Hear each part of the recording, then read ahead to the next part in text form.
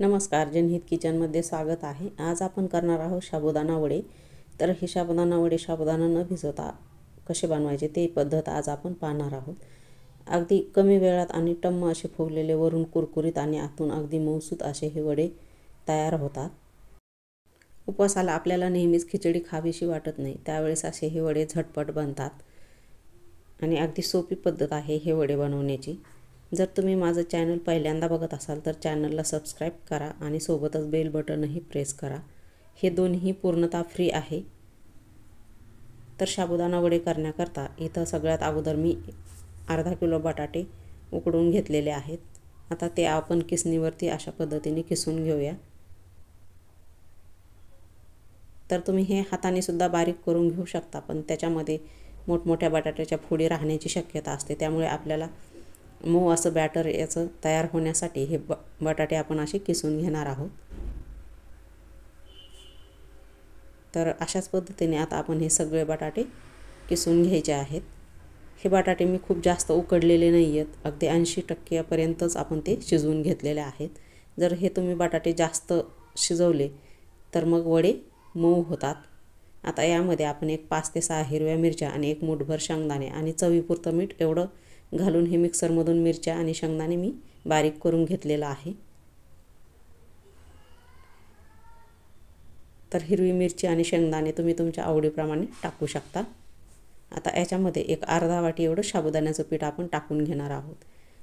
आता साबुदाण्याचं पीठ सगळ्यांकडेच असतं आणि जर तुम्हाला साबुदाण्याचं पीठ एकदम तयार करून ठेवायचं असेल, म्हणजे 1 किलोच्या प्रमाणात, तर त्याचा पण व्हिडिओ मी चॅनलवरती टाकलेला आहे।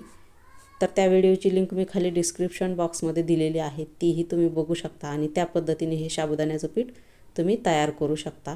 तर इथं सुरुवातीला मी थोडंसं साबुदाण्याचं पीठ टाकून हे पीठ मळून घेतलं आणि त्यानंतर राहिलेलं सगळं पीठ मी याच्यामध्ये टाकून हे पीठ परत छान असं मऊ मळून घेतलेलं आहे। आणि आता आपण याचे लगेच वडे बनवणार आहोत। तर 1 लिंबा एवढा साधारण गोळा घ्यायचा आहे पिठाचा आणि अशा पद्धतीने हा वडा करून घ्यायचा। तर हे वडे तुम्ही गोल आकारात आणि मोठ्या साईजमध्ये पण बनवू शकता।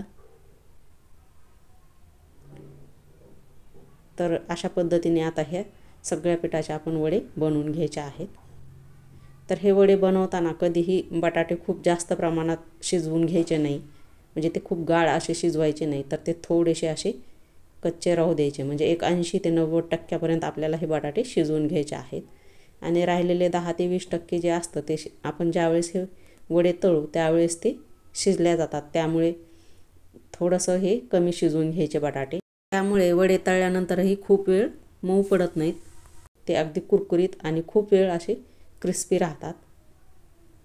त्यासाठी ही टीप आवश्यक आहे। तर सुरुवातीला अगदी थोडंसं पीठ आपण तळून बघायचं। तर मी एक छोटा वडा करून तळून बघितलेला आहे, तर तेल व्यवस्थित तापलेलं आहे। तर वडे तळण्याकरता तेल खूप असं धूर निघेपर्यंत पण आपल्याला तापून घ्यायचं नाही आहे आणि मध्यम आचेवरच आपल्याला हे वडे तळून घ्यायचे आहेत। तर वडे सुरुवातीला तेलामध्ये टाकल्यानंतर 1-2 मिनटं आपल्याला त्याला खूप जास्त असा हलवायचं नाही। खालच्या बाजूने थोडेसे तळले की ते आपल्याला एकदा असे पलटी करून घ्यायचे आहेत आणि असे अगदी मध्यम गॅसवरच आपल्याला हे वडे छान असे सोनेरी रंगावर तळून घ्यायचे आहेत। आणि तुम्ही बघू शकता इथं अगदी एकही वडा फुटलेला नाही आहे आणि वडा खूप छान असा टम्म फुगलेला आहे। न तळलेल्या वड्याची साईज आणि तळलेल्या वड्याची साईज तुम्ही इथं बघू शकता। तर अगदी मस्त असे कुरकुरीत हे वडे बनतात आणि करायला खूप झटपट सोपे आहेत। साबुदाण्याचं पीठ जर अगोदर बनवून ठेवलं तर हे वडे बनवायला वेळच लागत नाही, फक्त आपल्याला बटाटे उकडून घ्यायचे असतात। तर आता हे वडे तळून झालेले आहेत। तर सुरुवातीला 4-5च वडे तळून बघायचे आणि नंतर मी तुम्हाला इथं आणखी वडे तळून दाखवणार आहे। आपण हे वडे जास्त प्रमाणात जरी कढईमध्ये टाकले तरीही ते अजिबात फुटत नाहीत, हे मी तुम्हाला दाखवणार आहे। तर तुम्ही बघू शकता अगदी मस्त असे फुगलेले हे वडे आहेत आणि हे खूप वेळ असेच वडे राहतात, ते अजिबात असे मऊ पडत नाहीत। तर आता इथं कढईमध्ये एक साधारणतः 8 वडे मी टाकून घेणार आहे आणि तुम्ही बघू शकता त्यातला एकही वडा अजिबात फुटत नाही।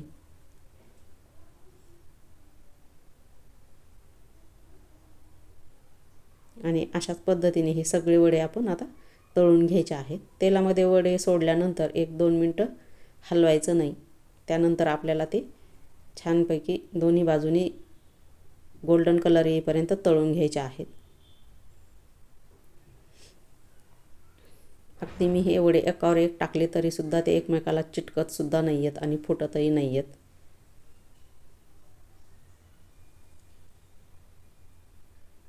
तर असे हे वडे बनवायला सोपे तर आहेत आणि खायला पण ते खूप छान लागतात. तिखट मीठ तुम्ही तुमच्या आवडीप्रमाणे कमी जास्त टाकू शकता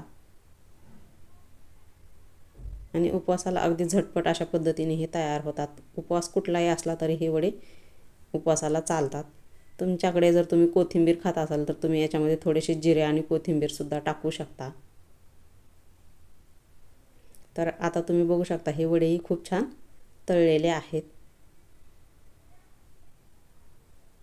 आणि आपला एकही वडा अजिबात फुटलेला नाही आहे.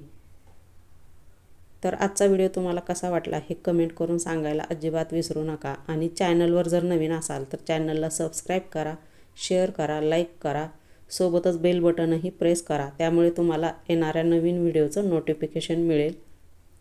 परत भेटूया पुढच्या व्हिडिओमध्ये. तोपर्यंत नमस्कार.